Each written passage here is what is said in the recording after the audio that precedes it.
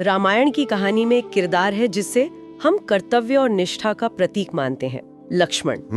एक ऐसा भाई जिसने राजपाट, परिवार सब कुछ छोड़ दिया, 14 साल के लिए सिर्फ अपने भाई और भाभी की सेवा को ही अपना धर्म बना लिया। बिल्कुल। तो सोचिए, ऐसा अटूट समर्पण वाला व्यक्ति अचानक अपने सबसे बड़े कर्तव्यों से मुंह मोड़ ले। हाँ।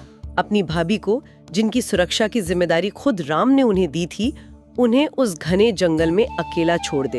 ये कैसे हो सकता है? और यही सवाल इस कहानी के बिल्कुल केंद्र में है। आज हम सिर्फ सीता के हरण की कहानी नहीं सुनाने वाले। अच्छा। हम उस 1 घंटे की पड़ताल करने वाले हैं जिसमें मनोविज्ञान, कर्तव्य का दबाव और आप कह सकती हैं शब्दों के जहरीले बाण, ये सब मिलकर एक ऐसी त्रासदी की भूमिका तैयार करते हैं जिसने इतिहास की धारा ही बदल दी। तो हम ये समझने की कोशिश करेंगे कि लक्ष्मण जैसा व्यक्ति अपने धर्म से विमुख होने पर मजबूर क्यों हुआ। हाँ, और वो कौन से शब्द थे जिन्होंने उनके सब्र और निष्ठा के बांध को तोड़ दिया। और क्या जिस लक्ष्मण रेखा को हम उनकी सुरक्षा का कवच मानते हैं, वो सच में थी भी या नहीं थी। तो चलिए उस घटना से कुछ पल पहले चलते हैं। पंचवटी का वो शांत आश्रम जहाँ राम, सीता और लक्ष्मण एक सुकून भरी जिंदगी जी रहे थे। और तभी उनकी शांति भंग करने के लिए एक ऐसी चीज प्रकट होती है जो सच होने के लिए कुछ ज्यादा ही खूबसूरत थी। एक सुनहरा हिरण। बिल्कुल, एक ऐसा हिरण जिसकी खाल पिघले हुए सोने जैसी थी, जिस पर चांदी के धब्बे थे और सींग मणियों जैसे चमक रहे थे। वाह! ये सिर्फ एक जानवर नहीं था, ये एक चारा था, एक जाल था जिसे बहुत सोच समझकर बिछाया गया था। और इस जाल के पीछे था रावण, और हिरण के रूप में था राक्षस मारीच। लेकिन मारीच तो रावण का सहयोगी था, तो इसमें क्या बड़ी बात थी? बड़ी बात ये थी कि मारीच ये काम करना ही नहीं चाहता था। अच्छा। हमारे स्रोत बताते हैं कि मारीच पहले भी राम की शक्ति का अनुभव कर चुका था और वो जानता था कि राम कोई साधारण राजकुमार नहीं बल्कि साक्षात मृत्यु हैं। उसने रावण को हाथ जोड़कर समझाया, उसे चेतावनी दी कि राम से दुश्मनी का मतलब है पूरे राक्षस कुल का विनाश। तो फिर वो इस आत्मघाती मिशन के लिए तैयार क्यों हुआ? अगर उसे पता था कि वो मरने वाला है तो उसने रावण को मना क्यों नहीं कर दिया? क्योंकि रावण ने उसे 2 विकल्प दिए थे, या तो राम के हाथों मरो या अभी मेरे हाथों मरो। और यहीं पर मारीच ने एक बहुत गहरा दार्शनिक चुनाव किया। उसे पता था कि मौत निश्चित है, लेकिन उसने ये चुना कि वो कैसे मरेगा। रावण के हाथों अपमानित होकर मरने से बेहतर उसने एक परम योद्धा के बाण से मुक्ति पाना चुना। तो वो हिरण का रूप लेकर पंचवटी पहुंचा, ये जानते हुए कि ये उसकी जिंदगी का आखिरी दिन है। वाह, ये तो मैंने कभी इस तरह से नहीं सोचा था। पूरी साजिश की नींव ही एक ऐसे राक्षस ने रखी जो खुद मरना चाहता था। बिल्कुल। खैर, जब सीता ने उस अद्भुत हिरण को देखा तो वो मोहित हो गईं। उन्होंने राम से जिद की कि उन्हें वो हिरण चाहिए, चाहे जिंदा या मुर्दा। और यहाँ पर ये समझना भी दिलचस्प है कि राम को भी शक था। उन्हें भी? हाँ, उन्हें पता था कि ऐसे जीव जंगल में स्वाभाविक रूप से नहीं पाए जाते। उन्हें अंदेशा था कि यह किसी राक्षस की माया हो सकती है। तो अगर उन्हें शक था तो वो फिर भी क्यों गए? क्योंकि उस पल में उनके लिए सीता की इच्छा, उनकी खुशी, वो ज्यादा मायने रखती थी। वो अपनी पत्नी की एक छोटी सी ख्वाहिश पूरी करना चाहते थे, लेकिन वो पूरी तरह सतर्क थे। इसीलिए जाने से पहले उन्होंने लक्ष्मण को बहुत साफ और कठोर आदेश दिया। क्या? कुछ भी हो जाए, चाहे मेरी कोई भी खबर आए, तुम सीता को अकेला छोड़कर कहीं नहीं जाओगे। इनकी सुरक्षा तुम्हारी जिम्मेदारी है। और यही आदेश आगे चलकर लक्ष्मण के सबसे बड़े धर्म संकट का कारण बना। बिल्कुल। तो राम उस मायावी हिरण के पीछे गहरे जंगल में चले जाते हैं। हिरण उन्हें बहुत दूर तक भटकाता है और आखिर में जब राम समझ जाते हैं कि ये कोई चाल है तो वो अपना बाण चलाते हैं। हाँ, और बाण लगते ही हिरण अपने असली राक्षस रूप में मारीच के रूप में आ जाता है। और मरते मरते वो रावण की योजना का दूसरा और सबसे घातक हिस्सा पूरा करता है। वो पुकार। हाँ, वो अपनी आवाज को हूबहू राम की आवाज में बदलकर जोर से चीखता है, हा सीते, हा लक्ष्मण। ये सिर्फ एक पुकार नहीं थी, ये एक मनोवैज्ञानिक हथियार था जिसे सीधा सीता के दिल पर दागा गया था। और इसका असर भी ठीक वैसा ही हुआ जैसा रावण ने सोचा था। अपने पति की दर्द भरी आवाज सुनकर सीता बुरी तरह घबरा जाती हैं। उनका विवेक, उनका संयम, सब कुछ उस एक पल में टूट जाता है। वो तुरंत लक्ष्मण की तरफ मुड़ती हैं और उन्हें अपने भाई की मदद के लिए जाने का आदेश देती हैं। लेकिन लक्ष्मण अपनी जगह से नहीं हिलते, वो शांत रहते हैं। वो अपने भाई की ताकत को जानते हैं। वो सीता को समझाने की कोशिश करते हैं कि राम को तीनों लोकों में कोई नहीं हरा सकता। ये निश्चित ही किसी राक्षस की चाल है, हमें धोखा देने के लिए। और वो राम के आदेश की भी याद दिलाते हैं। हाँ, वो कहते हैं मैं भैया के आदेश का उल्लंघन नहीं कर सकता, उन्होंने मुझे आपकी रक्षा के लिए यहाँ छोड़ा है। मुझे लगता है कि लक्ष्मण का यही शांत रहना सीता के डर को और भड़का गया। बिल्कुल। एक तरफ उन्हें अपने पति की चीख सुनाई दे रही है और दूसरी तरफ उनका देवर तर्क दे रहा है। सही बात है। उस डर और घबराहट के पल में सीता को लक्ष्मण का तर्क, उनकी आज्ञा का उल्लंघन लगा। उन्हें लगा कि लक्ष्मण जानबूझकर मदद के लिए नहीं जा रहे। और यहीं से डर गुस्से और शक में बदल जाता है। हाँ, और फिर सीता के मुंह से वो शब्द निकलते हैं जो शायद रामायण की पूरी कहानी के सबसे कठोर और दर्दनाक शब्द हैं। ये कहती हैं, तुम अपने भाई का बुरा चाहते हो, तुम चाहते हो कि वो मर जाएं ताकि तुम मुझे हासिल कर सको। तुम भरत के भेजे हुए गुप्त शत्रु हो, तुम भाई के वेश में दुश्मन हो। सोचिए उन शब्दों का वजन। आज भी जब हम इसे पढ़ते हैं तो असहज महसूस करते हैं। ये सिर्फ एक गुस्सा या असहमति नहीं थी, नहीं, ये एक चारित्रिक हत्या थी। लक्ष्मण के पूरे अस्तित्व, उनके जीवन के एकमात्र उद्देश्य पर सवाल खड़ा कर दिया गया। एक व्यक्ति जिसने अपनी पत्नी, अपना राज्य, सब कुछ सिर्फ अपने भाई की सेवा में लगा दिया। बिल्कुल।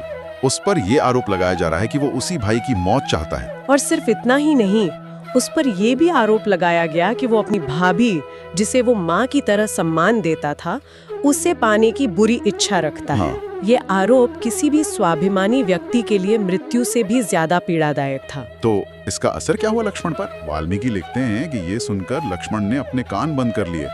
ये एक शारीरिक प्रतिक्रिया है जो उनके मानसिक रूप से पूरी तरह टूट जाने को दिखाती है। वो उन शब्दों को और नहीं सुन सकते थे। बिल्कुल। उनका धर्म, उनकी निष्ठा, उनका पूरा वजूद ही सवालों के घेरे में आ गया था। उस एक पल में राम के आदेश और अपने आत्मसम्मान के बीच लक्ष्मण एक भयानक धर्म संकट में फंस गए। तो उनके पास दो ही रास्ते थे।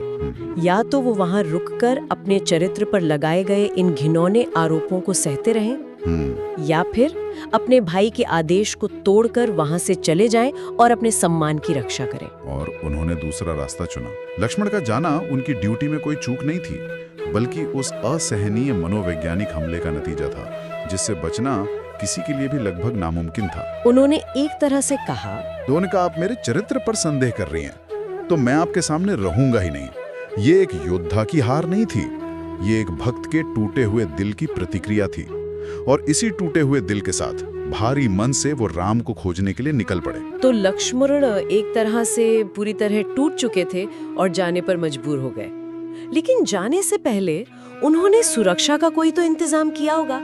हम सब ने एक जादुई रेखा के बारे में सुना है, लक्ष्मण रेखा, पर क्या ये सच है? ये सवाल बहुत जरूरी है, क्योंकि इसका जवाब हमें ये दिखाता है कि कैसे मूल कहानियां समय और लोक कथाओं के साथ एक नया रूप ले लेती हैं। अच्छा। सीधी सी बात यह है कि वाल्मीकि रामायण में, जहां से ये कहानी मूल रूप से आई है, वहां किसी भी तरह की जादुई लक्ष्मण रेखा का कोई जिक्र नहीं है। एक मिनट, क्या आप कह रहे हैं कि लक्ष्मण रेखा असल में थी ही नहीं?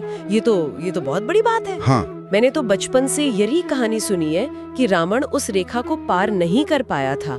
अगर कोई रेखा नहीं थी तो फिर लक्ष्मण ने सीता की सुरक्षा के लिए क्या किया? क्या वो उन्हें बस ऐसे ही छोड़कर चले गए? यही तो इस कहानी का सबसे मानवीय और दुखद पहलू है। उन्होंने कोई जादू नहीं किया। तो फिर?